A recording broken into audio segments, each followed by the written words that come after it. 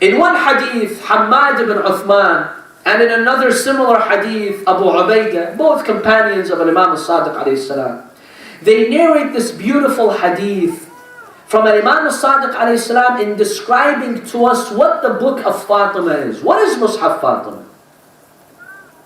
Hammad ibn Uthman and Abu Ubaidah, they narrate, they say that Imam al-Sadiq alayhi salam told them, when the Prophet, peace be upon him, passed away, Fatimah Zahra alayhi salam did not live for long. She lived for about 75 days after the departure of the Holy Prophet, peace be upon him. Fatimah Zahra alayhi salam became engulfed with grief, sadness and sorrow. She was extremely grief-stricken after the death of the Holy Prophet, peace be upon him. No one in the world was saddened and struck with grief like Fatimah alayhi salam. Therefore, Allah subhanahu wa ta'ala sent one of His angels. One hadith says it was Jibreel. Allah subhanahu wa ta'ala sent Jibreel to go and give comfort to Fatimah alayhi salam. Know the greatness of Fatimah, that Allah subhanahu wa ta'ala sends His greatest angel, or one of His greatest angels, to go and comfort Fatimah, to give her consolation, to speak with her, to lift her out of that immense grief that she was experiencing.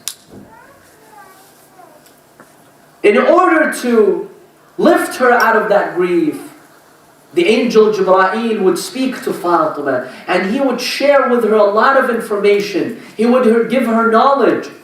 He would tell her where the Prophet is, how the Prophet is, what is the status of the Prophet, and that would give comfort to Fatimah.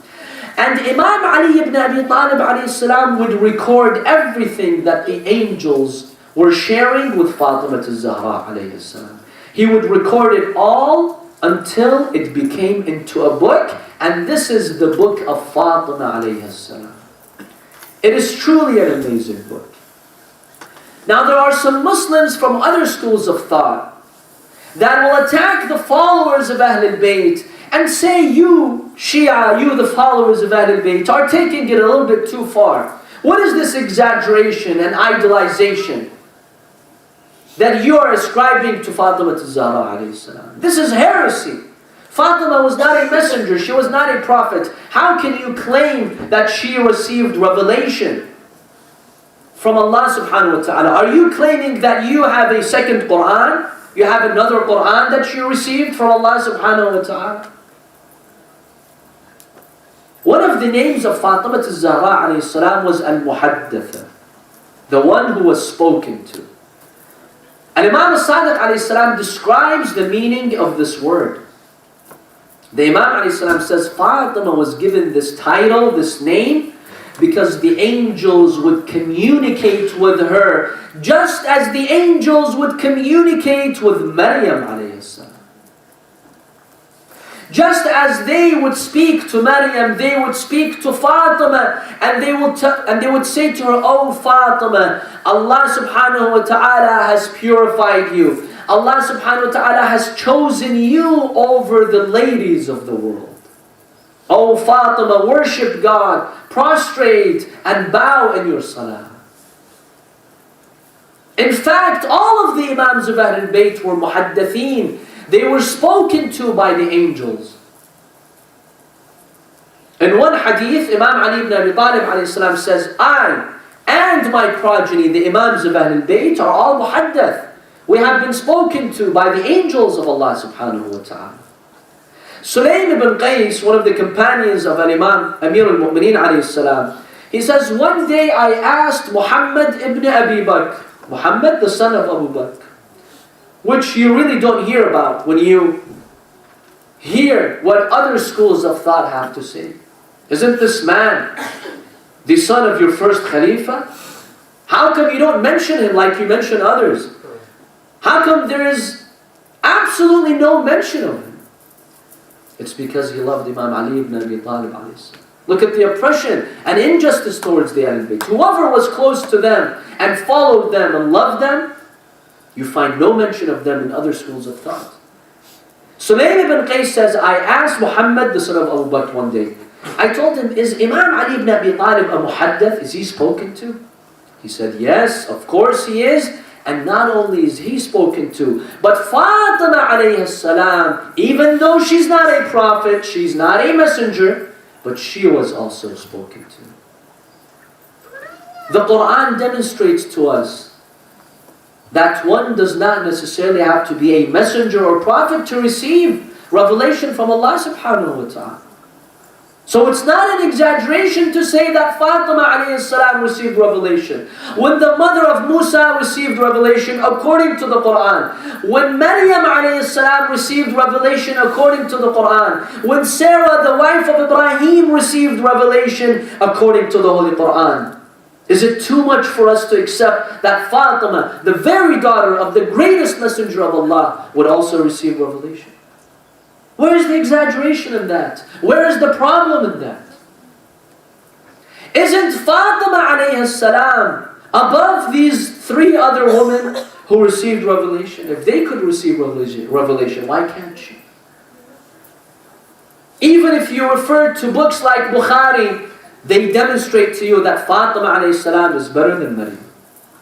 There's a hadith in Sahih al-Bukhari which says, Fatimah sayyidatu nisa'i ahlil jannah. Fatimah is the leader of the women of paradise. I ask you, is Maryam alayhi salam in paradise or no? Isn't she amongst the women of paradise? If Fatimah is the leader of the women of paradise, isn't she higher in rank in the eyes of Allah subhanahu wa ta'ala than Maryam alayhi salam? And if Maryam could receive revelation, as confirmed by the Holy Qur'an, then why cannot Fatimah alayhi salam receive revelation from Allah subhanahu wa ta'ala? Where's the harm in believing that? Where's the heresy? There is another hadith by Al-Hakim al-Naysaburi, a prominent Sunni scholar. He narrates a hadith. He says, Aisha is the one who narrates this hadith. She says, when the Prophet, peace be upon him, shortly before he passed away, when he was on his deathbed, he said to Fatimah alayhi salam, because she was very upset to lose her father, he told her, oh Fatimah, be satisfied. Are you not satisfied because Allah subhanahu wa ta'ala has made you the best woman out of all the women of the world? And you shall be the leader of the women in paradise. And you are the leader of the believing woman.